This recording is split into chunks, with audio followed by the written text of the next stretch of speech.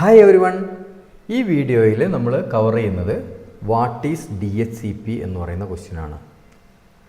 Dynamic host configuration protocol. Okay, ഈ what is DHCP, what is DNS എന്നൊക്കെ ഉള്ളത് common ആയിട്ട് ബേസിക് ലെവലിലുള്ള ഫ്രഷേഴ്സിൻ്റെ അടുത്ത് ചോദിക്കുന്ന ക്വസ്റ്റ്യനാണ്.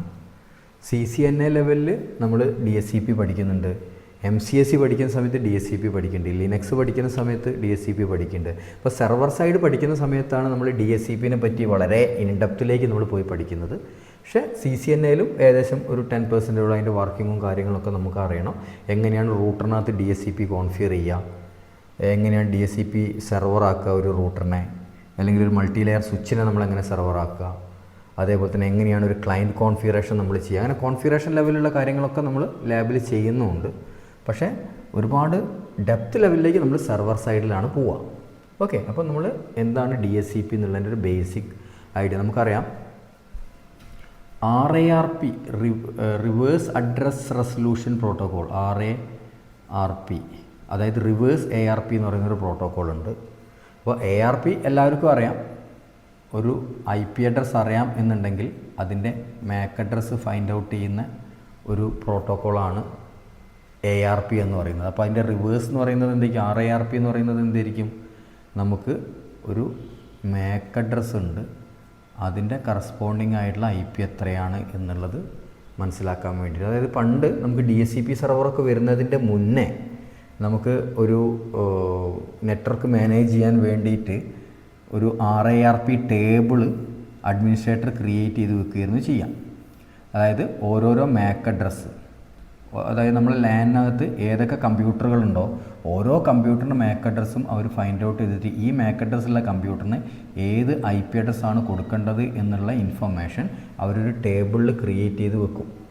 Okay, suppose MAC address A ഉള്ള ആൾക്ക് 1.1.1.1 ആണ് കൊടുക്കേണ്ടത്, MAC അഡ്രസ് B ഉള്ള ആൾക്ക് AB എന്ന് ഞാൻ എളുപ്പത്തിൽ പറയുന്നതാണ്. നമുക്കറിയാം അത് 42 ബിറ്റാന്നൊക്കെ ഉള്ളത് നമുക്കറിയാം 1.1.1.2 ആണ് എന്ന്.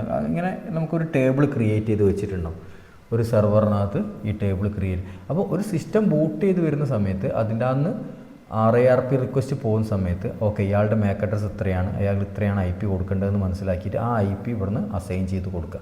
അതായിരുന്നു RARP എന്ന് പറയുന്ന പ്രോട്ടോക്കോൾ ചെയ്യുന്നത്. ഓക്കെ, ഈ RARP പ്രോട്ടോക്കോളിൻ്റെ അഡ്വാൻസ്ഡ് ആണ് BOOTP എന്ന് പറയുന്ന പ്രോട്ടോക്കോൾ, BOOTP. ഓക്കെ, ഈ BOOTPൻ്റെയും അഡ്വാൻസ്ഡ് പ്രോട്ടോക്കോളാണ് DHCP. ഇപ്പോൾ BOOTPക്ക് ആണെന്നുണ്ടെങ്കിൽ ഇവിടെ IP, പിന്നെ അതേപോലെ തന്നെ ഗേറ്റ് വേ, സബ്നെറ്റ് മാസ്ക്, പിന്നെ DNSൻ്റെ IP, അങ്ങനെ മൾട്ടിപ്പിൾ പാരാമീറ്റേഴ്സ് കൊടുക്കാൻ പറ്റും BOOTPക്ക്. ഈ എല്ലാ പാരാമീറ്റേഴ്സ്, പക്ഷേ എന്നാലും നമ്മൾ എന്ത് ചെയ്യണം? BOOTP ആണെന്നുണ്ടെങ്കിൽ എന്ത് ചെയ്യണം? ഈ ടേബിൾ നമ്മൾ തന്നെ ക്രിയേറ്റ് ചെയ്ത് വെക്കണം. ഇത് ഡൈനാമിക് ആയിട്ട് കൊടുക്കാനുള്ള ഓപ്ഷൻ എന്തില്ല BOOTP. അപ്പോൾ അത് DHCP വന്നതോടുകൂടി എന്ത് ചെയ്തു? DHCP എന്ന് പറയുന്നതാണ് ഏറ്റവും ലേറ്റ്. ഇപ്പോൾ നമ്മൾ DHCP മാത്രമേ നമ്മളിപ്പോൾ പഠിക്കാനുള്ളൂ. ഈ RARP BOOTP എന്നൊന്നും പറയുന്നത് നമുക്കിപ്പം പുതിയ സിലബസിനകത്ത് നമുക്ക് പഠിക്കാനില്ല. ഓക്കെ, അപ്പോൾ DHCP എന്ന് പറയുന്നത് BOOTPൻ്റെ അഡ്വാൻസ്ഡ് പ്രോട്ടോക്കോളാണ്. അപ്പോൾ ഈ പാരാമീറ്റേഴ്സ് എല്ലാം തന്നെ, അതായത് ഒരു കമ്പ്യൂട്ടർ ബൂട്ട് ചെയ്ത് വരുന്ന സമയത്ത് ആ കമ്പ്യൂട്ടറിൻ്റെ NICൻ്റെ MAC അഡ്രസ്സ് എന്താണെന്ന് മാത്രമേ ഈ കമ്പ്യൂട്ടറിന് അറിയുള്ളൂ. അപ്പോൾ ഈ കമ്പ്യൂട്ടർ ബൂട്ട് ചെയ്ത് വരുന്ന സമയത്ത് ഒരു DHCP ബ്രോഡ്കാസ്റ്റ് മെസ്സേജ് പോയിട്ട്, അതായത് എനിക്ക് എൻ്റെ IP എത്രയാണ്, അല്ലെങ്കിൽ എൻ്റെ MAC അഡ്രസ്സ് ഇതാണ് എന്നുള്ളൊരു റിക്വസ്റ്റ് പോകും. എനിക്കൊരു IP വേണം എന്ന് പറഞ്ഞ റിക്വസ്റ്റ് പോകും. അപ്പോൾ DHCP സെർവർ നമ്മളിവിടെ സെറ്റ് ചെയ്ത് വെച്ചിട്ടുണ്ടാവും. DHCP സെർവറിനകത്ത് അവർ നോക്കിയിട്ട് ഓക്കെ ഈ ഡിവൈസിൻ്റെ MAC അഡ്രസ്സ് നോക്കിയിട്ട് ആ പൂളിൽ നിന്ന് ഫ്രീ ആയിട്ടുള്ള ഒരു IP എടുത്ത് കൊടുക്കും. എന്നിട്ട് അതിനകത്ത് നോട്ട് ചെയ്ത് വെക്കും, ഇന്ന MAC അഡ്രസ്സ് ഉള്ള ആൾക്ക് ഈ IP ഞാൻ കൊടുത്തിട്ടുണ്ട്. അപ്പോൾ ഈ ലീസ്റ്റ് ടൈം കഴിയുന്നവരെ എത്ര പ്രാവശ്യം ഈ സിസ്റ്റം റീസ്റ്റാർട്ട് ചെയ്താലും സെയിം IP തന്നെ അയാൾക്ക് കിട്ടിക്കോളും ആ ലീസ്റ്റ് ടൈം വരെ. അത് അല്ലെങ്കിൽ ആ ലീസ്റ്റ് ടൈം കഴിയുമ്പോഴത്തേക്കും വേണമെങ്കിൽ അയാൾക്ക് IP റിന്യൂ ചെയ്ത് എടുക്കാനും പറ്റും.